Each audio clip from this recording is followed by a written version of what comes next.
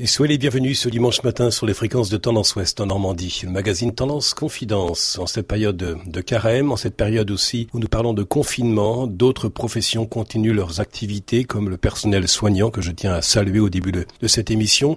Et puisque le sous-titre de cette émission est au cœur de la vie de la fragilité, eh bien j'ai invité aujourd'hui Martin Stephens qui est philosophe. Bonjour. Bonjour. Alors, je vous ai rencontré suite à la parution de l'un de vos livres que vous avez coécrit avec Lou Bémond de Senneville. Le titre de l'ouvrage est « Si c'était la fin d'un monde », un livre paru aux éditions Bayard. Lorsque nous regardons ce que nous vivons actuellement dans le monde, et plus particulièrement en France, concernant le Covid-19, pensez-vous que nous vivions la fin d'un monde, Martin Stephens ? C'est-à-dire que après avoir écrit le petit traité de la joie, j'avais donné à penser une joie comme ça qui pourrait devenir la basse continue de notre vie, sa note dominante. Et au fond, le reproche que parfois l'on me faisait, c'est de me dire mais qu'en est-il de ceux qui sont dans la colère, de ceux qui sont dans le désarroi, de ceux qui sont dans la peur? Peuvent-ils goûter à cette joie dont tu proposes un itinéraire? Eh bien, du coup, je me suis dit, je vais lui donner à cette joie l'itinéraire le plus périlleux, c'est-à-dire comment vivre dans la joie, dans le bonheur, malgré et sans rien se cacher, de notre monde, dans ce qu'il suscite de désarroi, de peur et de colère. Quel regard portez-vous sur notre société? Première question. Et si nous en jugeons d'après les informations, il y aurait de quoi déprimer. Est-ce que nos contemporains savent encore être heureux des petites choses, à votre avis? Heureux des petites choses, j'ai envie de dire qu'ils n'ont pas trop le choix parce que dès qu'on regarde les grandes choses, on se trouve avec des tout petits bras pour embrasser un monde qui nous échappe désormais complètement, et avec ce côté un peu pervers, puisque vous parliez des informations, que nous voyons un monde tout à fait terrible, dont nous savons tout, jusque dans des détails absolument atroces parfois. Donc nous sommes un peu omniscients, comme on peut imaginer que Dieu l'est, il sait tout. Bon, mais nous sommes, au contraire de cette omniscience, parfaitement impuissants. Et je trouve que les informations, le journal de 20 heures, nous met dans une posture qui fait que nous sommes transformés en des dieux, mais des dieux ratés. Nous savons tout, mais nous ne pouvons rien, ou pratiquement rien. Et tant et si bien que le canapé et son moelleux devient le banc des accusés qui nous accusent. Tu es complice parce que témoin inactif d'un monde qui va mal. Et du coup, on se replie sur les petites choses, mais de façon un peu frénétique et angoissée, quoi. On se dit, mais bon, tant que je peux profiter de ce qui m'est, de ce que j'ai sur la table, j'en profite, mais ce n'est pas l'attitude sereine de quelqu'un qui se sent réconcilié parce qu'il connaît sa place dans l'univers. La vie comme un cadeau qui nous réserve parfois quelques surprises. Il y a des hauts, il y a des bas. Justement, par rapport à cette vie qui est la nôtre, l'homme serait-il une marionnette dont la vie serait reprise au bon vouloir d'un magicien, d'un marionnettiste? Et le destin existe-t-il selon vous? Et sommes-nous libres s'il existe un destin? Eh bien, les hommes ont longtemps pensé qu'il y avait un destin, et on comprend bien pourquoi. Quand le réel vient vous rattraper, vous êtes en train de construire quelque chose et tout à coup, par une maladie, par une catastrophe, tout vous est enlevé. On a l'impression qu'effectivement, nous sommes dans les mains d'un Dieu qui joue avec nous. Et donc, et au fond, nous pouvons faire tout ce que nous voulons, un peu comme Oedipe essaye d'échapper à l'oracle.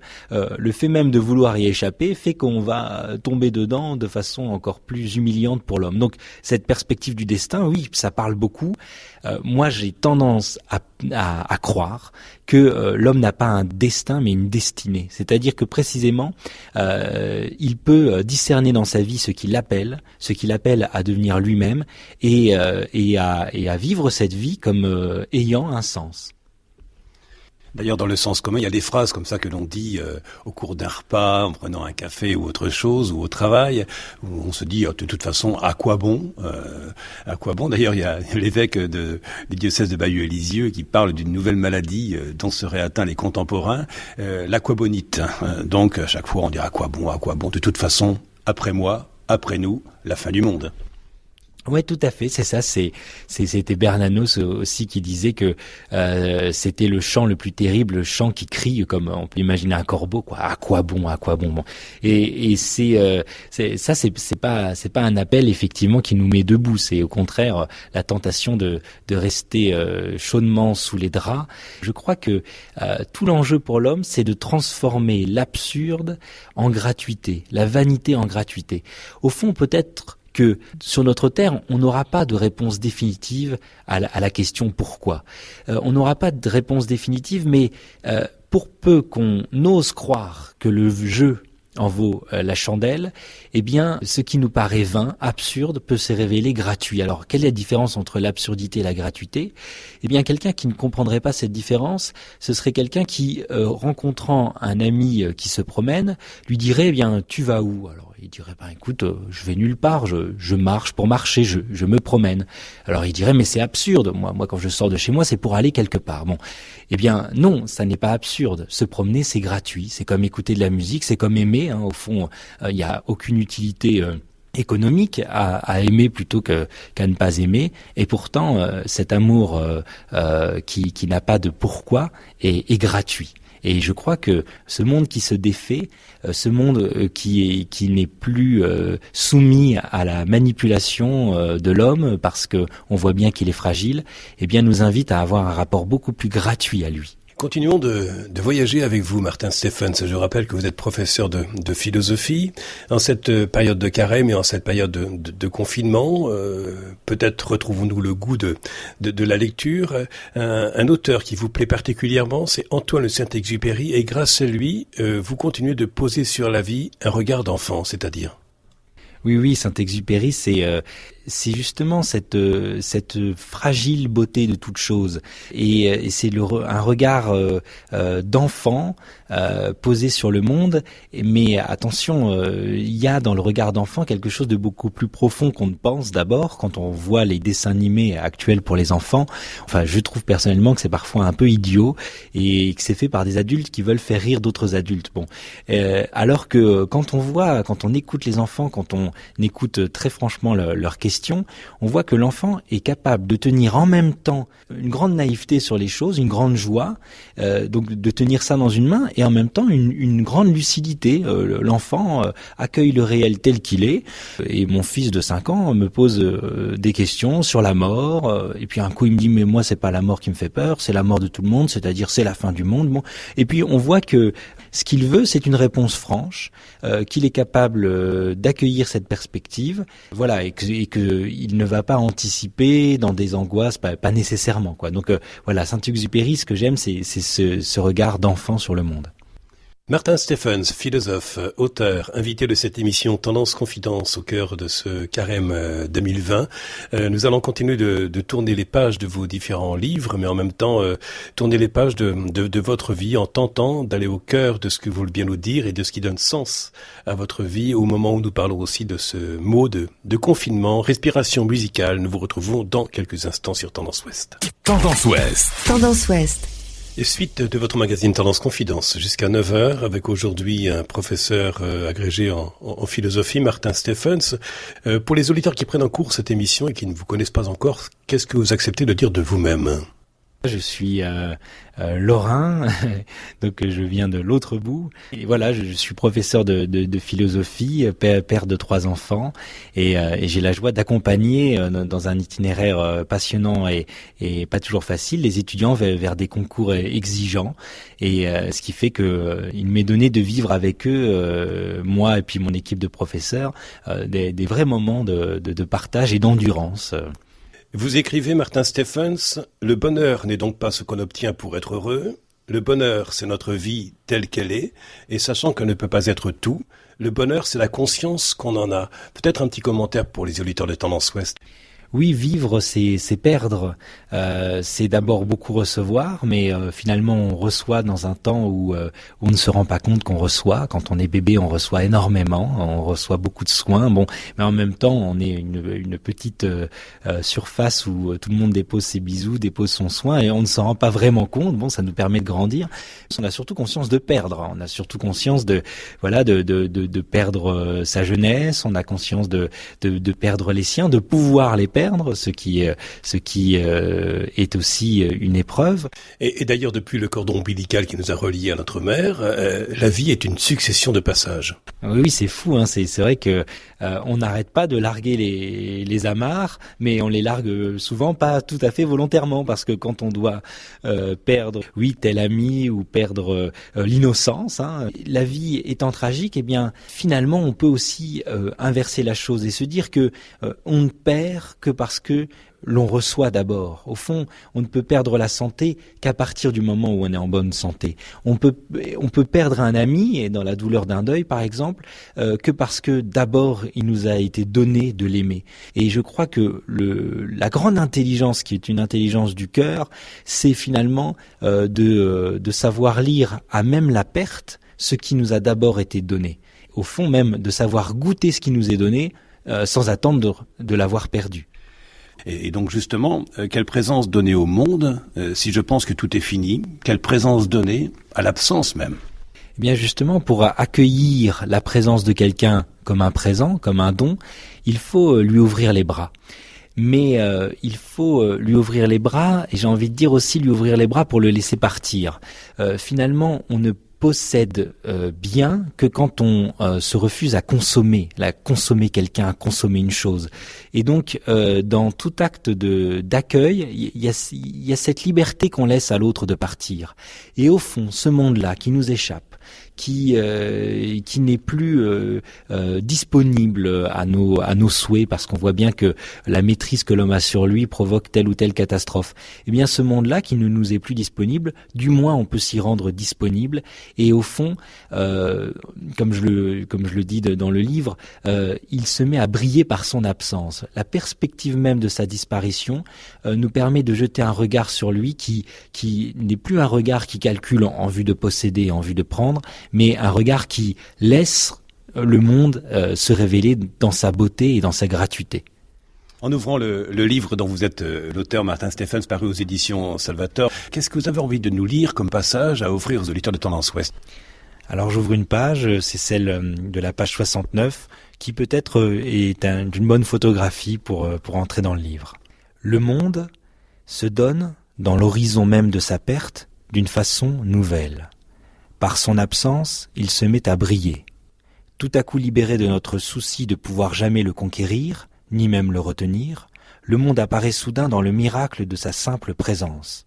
L'ayant rendu, par la conscience de sa perte, à la contingence de son état et à la fragilité de son éclat, nous recevons de lui toute sa saveur. Nous sommes la main fluide du peintre dont l'empressement, à la surface de la toile, semble vouloir sauver le paysage ou le visage de l'oubli qui avale toute chose. Ceci a été qui aurait pu ne pas être, semble nous murmurer toute belle peinture. Ce monde eût pu ne pas être, mais il est. Cela déjà est quelque chose qui offre prise à notre émerveillement. Je continue avec cette question. À quoi sert à l'homme de gagner l'univers s'il le paie de sa vie? Notre monde est un peu fou. Pour ne pas perdre une chose, il la consomme, y compris les personnes. Ah oui, on est dans un monde extrêmement consommateur, consumériste, on dit, et c'est bien parce que on entend presque consumer. Consommer une chose, vous voyez bien, avec votre portion de frites, une fois que vous l'avez consommée, il ne reste plus que la barquette vide. Donc consommer une chose, c'est se l'assimiler, c'est-à-dire la rendre similaire à soi. Mais il faut aussi avoir un autre rapport aux choses, et justement un rapport à ces choses qui ne sont pas abîmées par le contact qu'on a avec elles. Alors, si vous enseignez la philosophie, Martin Stephens, vous êtes également passionné par la spiritualité. Plutôt que de parler de la toute-puissance de Dieu, lorsqu'on voit la fragilité dont l'être humain peut être atteint, vous préférez parler de la toute-présence de Dieu, c'est-à-dire? Oui, alors effectivement, parce que si on va au bout de cette peur là qui s'est rappelée à nous, au fond, ce dont on a peur, c'est pas tant de mourir. Ce dont on a peur, c'est de se dire mais toute cette vie n'aurait été qu'une belle farce. Bon, donc finalement pour n'importe qui, même pour l'incroyant, il a peur qu'on se moque de lui. Il a peur qu'on se moque de lui. Et ce serait ça un Dieu pervers. Ce serait un Dieu qui nous a donné ici-bas 1000 indices que la vie vaut le coup d'être vécue. On le sait bien puisqu'on a des amis, on le sait bien puisque on a des parents qui nous aiment ou qui essayent de nous aimer. On le sait bien que la vie vaut d'être vécue. Mais si tous ces indices n'ont été que des promesses qui nous ont été données que pour n'être pas tenues, on a envie de dire mais on se moque de moi. Mais pour réfléchir à cette promesse dont vous parlez, Martin Stephens, est-ce qu'il ne faut pas se mettre aussi à l'école du silence, ce que nous vivons actuellement dans un carême un peu particulier en 2020, avec ces différents confinements? Oui, c'est un silence, mais c'est un silence bruissant. J'aime bien comparer deux situations, et pour comparer l'homme qui ne croit pas en Dieu et l'homme qui croit en Dieu. J'ai envie de dire c'est la même chose. Les deux ont affaire la plupart du temps dans leur vie au silence. Mais vous avez sans doute déjà perçu la différence qu'il y a quand la maison est vide. C'est un silence un peu angoissant. Parfois, on met même la télé ou la musique pour ne pas entendre ce silence. Bon. Et le silence qui règne dans une pièce où quelqu'un dort. Ça peut être un enfant qui fait la sieste. Bon, eh bien, dans un cas, il y a un silence oppressant, le silence de l'absence de vie. Dans l'autre cas, une qualité de silence tout à fait agréable, qui est le silence de celui qui veille la présence de quelqu'un. Et je crois que celui qui croit en Dieu, c'est cette seconde qualité de silence, un silence plein d'une présence très discrète, d'une présence qui se propose sans s'imposer, donc qui laisse libre, mais une présence tout de même. Une présence de Dieu qui serait similaire à la présence d'un bébé. Ma foi va à la foi chrétienne, à la foi à cette foi qui confesse un Dieu qui a été jusqu'à se faire bébé. On dit se faire homme, mais on oublie parfois que pour se faire homme d'abord, eh bien, il faut être bébé. Et quand on voit effectivement un bébé qui dort, c'est une expérience du recueillement, et au sens vrai du terme, c'est-à-dire on se cueille à nouveau. Tout à coup, nous est donné l'essentiel. Nos gestes deviennent plus respectueux de ce silence qu'on ne veut pas abîmer. Notre présence se fait plus discrète et effectivement ça nous met en état de contemplation, un bébé qui dort. Merci Martin Stephens pour votre présence dans cette émission Tendance Confidence. Merci à vous. Merci beaucoup. Et je rappelle le titre de ce livre que vous avez coécrit avec Lou Bémond de Senneville, paru aux éditions Bayard. Le titre est « Si c'était la fin d'un monde ». C'est paru fin 2019. Dans quelques instants, votre journal de 9h proposé par la rédaction de Tendance Ouest. Auparavant, c'est votre billet spirituel qui, en ce temps de carême, vous est proposé par l'abbé Philippe Hérondel du diocèse du Havre. Quant à moi, je vous donne rendez-vous à dimanche prochain avec d'autres invités. Passez une belle semaine. Podcast by Tendance Ouest.